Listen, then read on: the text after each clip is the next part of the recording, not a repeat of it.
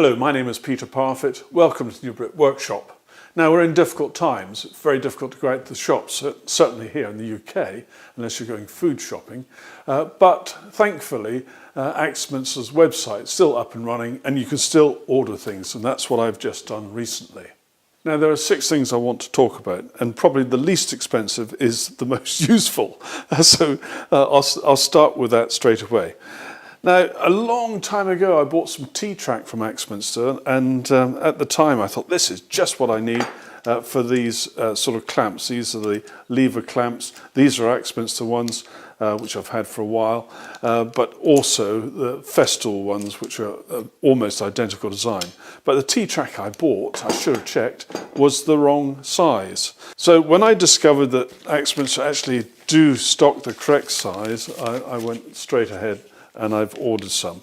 And I'm going to show you how I built this T-track into this bench, and it's made a whole big difference to the way that I can use this bench. Now, apart from using these clamps with the T-track, you can also use these Camlock hold down clamps. They're not very expensive, neither is the T-track, it's not hugely expensive, so I'm really pleased with that. And I'm going to show you this Shakunin Kataba Japanese saw. Now, I didn't pay for this. Axminster sent me this as a little gift, which I thought was very kind of them. Now, I'm getting geared up to build a new shed, but at the moment I can't find the wood. I'll talk about that in a minute. And so I'm gathering together all the materials that I need. I've already checked, I've got enough nails for my nail gun, but I needed some more screws. So I did the usual thing. I did a quick look on the internet and discovered that if you want really good quality ones like Spax, Axminster right now, or when I ordered these, were cheaper than some of the other suppliers. In fact, I think most of the other suppliers. So I was very pleased with that. So I've got those screws ready for doing the shed. Now, in order to demonstrate this, I'm going to build a reasonable sized shed, which will be useful to me. And actually, if you needed a small workshop in your garden, the shed that I'm going to design could be just the job for you. And the first thing I'm going to show you is this universal T-track. It's described as being universal T-track for guide rail clamps and for T-bolts. Comes in lengths of 915 millimeters, and it's 19 millimeters wide by about 12.5 millimeters deep. And it's got screw holes at regular intervals along its length. Now, the best way to fit this is to create a channel which will just take this so that this front face is flush with the surface. And that's what I'm going to describe now. And when you're doing this, you've got to remember which way to go with the router. That's the edge I'm guided from. So if this were the right way up, I'd be going like this. So I'm starting from this end, going that way.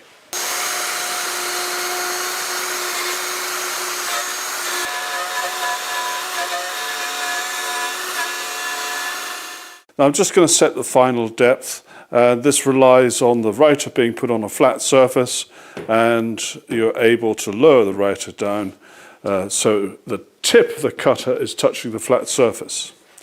Then you put something under here which represents the depth that you want to cut. In this case, it's the actual material, and then lock that off. So that depth now is set to the exact depth of this extrusion. I'm going to do the second pass. For the first pass, you'd have seen I had this cable supported from above. Unfortunately, it was a bit tight, and so I had a little whoopsie here. Never mind. And so I've now taken that cable away from its support. I'm now going to do the next pass.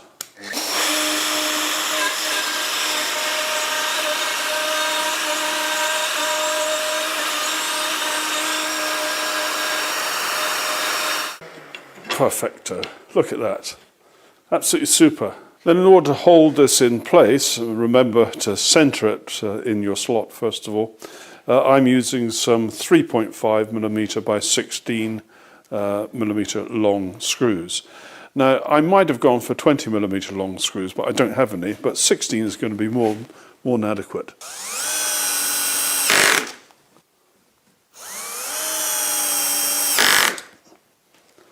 So that's super. That's in place. That now means that whenever I want to hold something, I can just use my clamp like this, and there it is, and I can do whatever operation I need to do. And if I need to use a second clamp, I can bring it in from the other end. So if it was a larger item, no problem at all.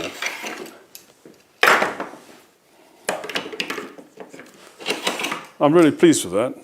And do remember, have the clearance at either end so that you can get your clamps in and out easily. And don't forget, these cam lock clamps will also fit in the track. And you can make all sorts of work holding things for jigs and so on, using these cam lock hold downs. And so you can do all sorts of work. So if you weren't lucky enough to have a vise in your workshop, you could make up sort of impromptu vise-like items with this. And they can be as long as you like. You could have a vise which stretch across the whole length like this, and you could position the cam locks wherever you want. You see, I've got some extra holes here. I could have brought these in. So it's up to you. You can make whatever you need.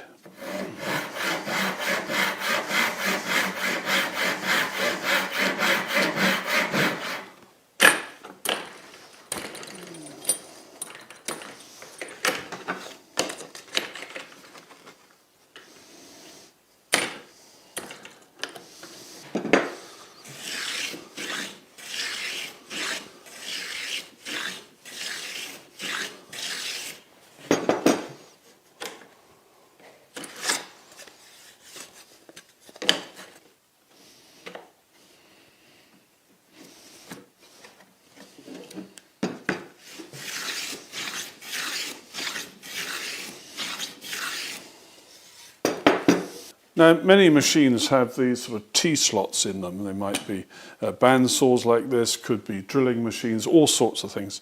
And the cam lock hold down comes with a pair of these little gadgets which fit into there like so.